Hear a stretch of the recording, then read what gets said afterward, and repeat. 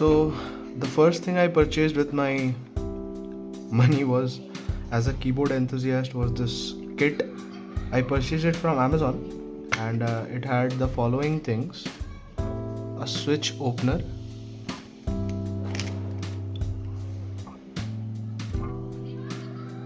an insulated pair of tweezers,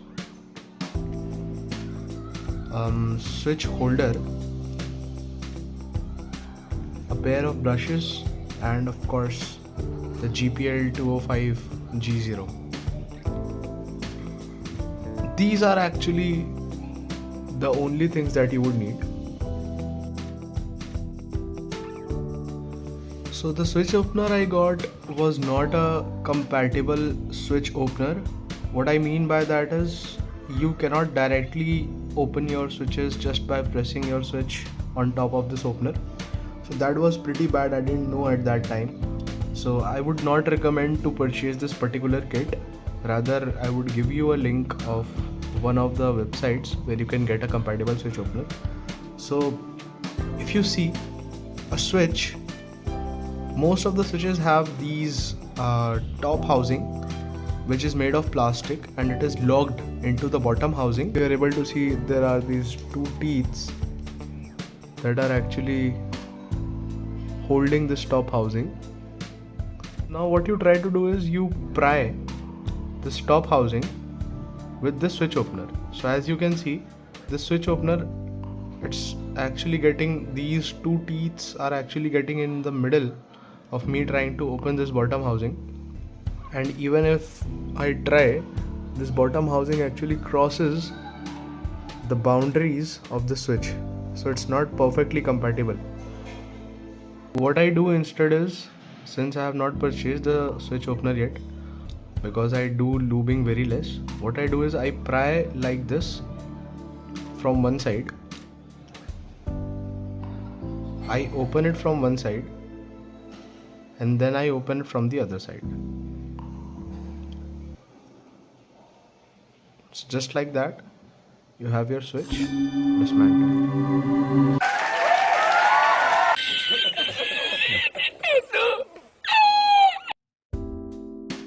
Another important accessory that you would need as a beginner is a switch opener as well as a keycap puller.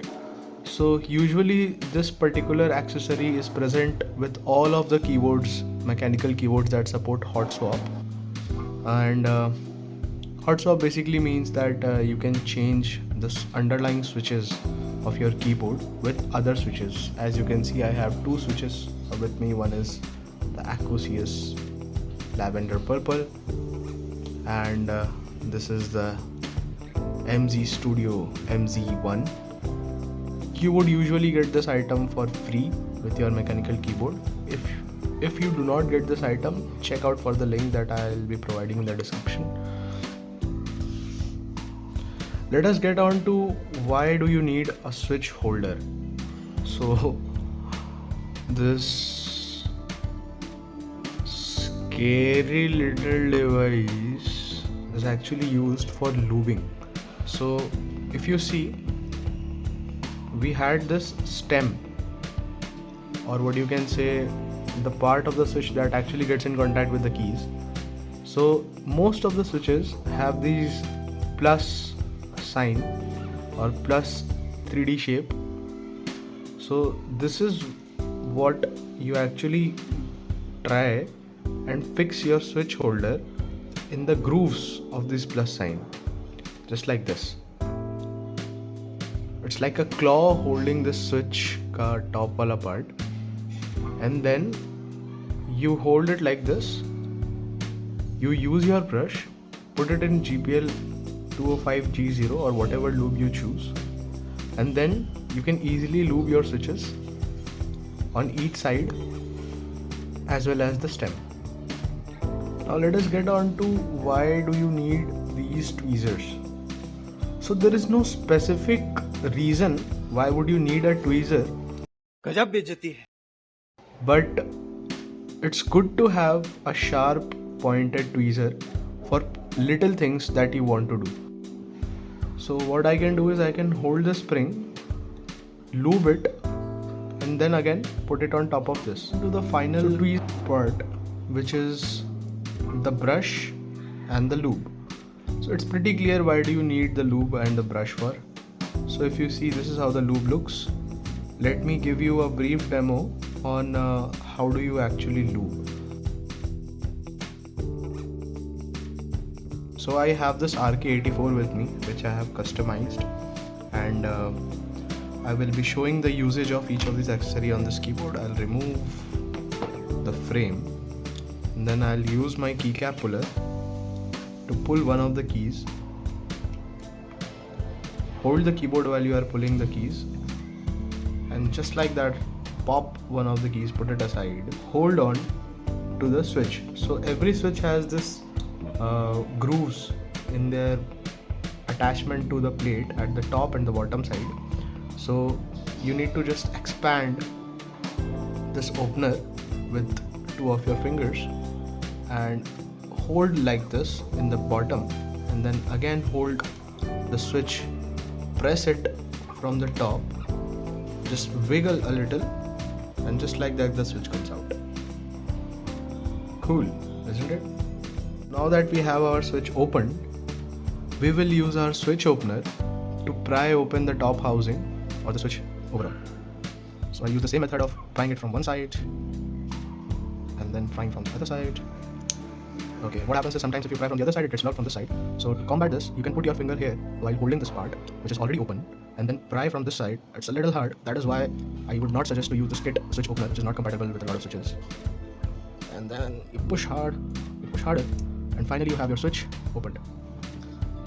And then you can use your tweezers to actually get the parts out one by one. Now see the usage of this claw, the very fancy claw. So you expand this claw and you hold the plus sign or the plus part through its grooves up until the bottom so that it tightens, and there you have it. You're now holding the stem of the switch in your hands. So clean your brush and then take up a little lube. Dip your brush completely in the lube so that none of the hairs are dry. And then hold your switch like this and start lubing on each side.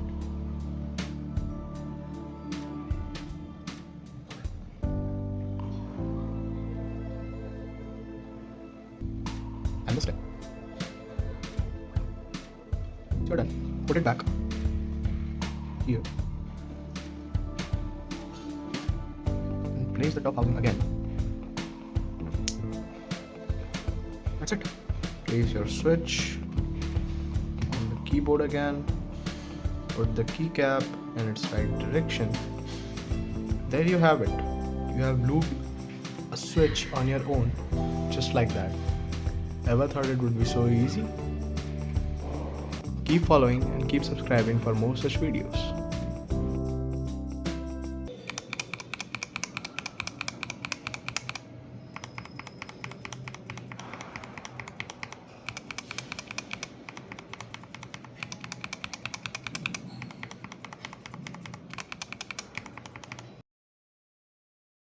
I would not purchase these items again from the Amazon website, as I clearly see they are overpriced. I would rather purchase these items from the local websites like Genesis PC, StacksKB.com, even Neo Macro.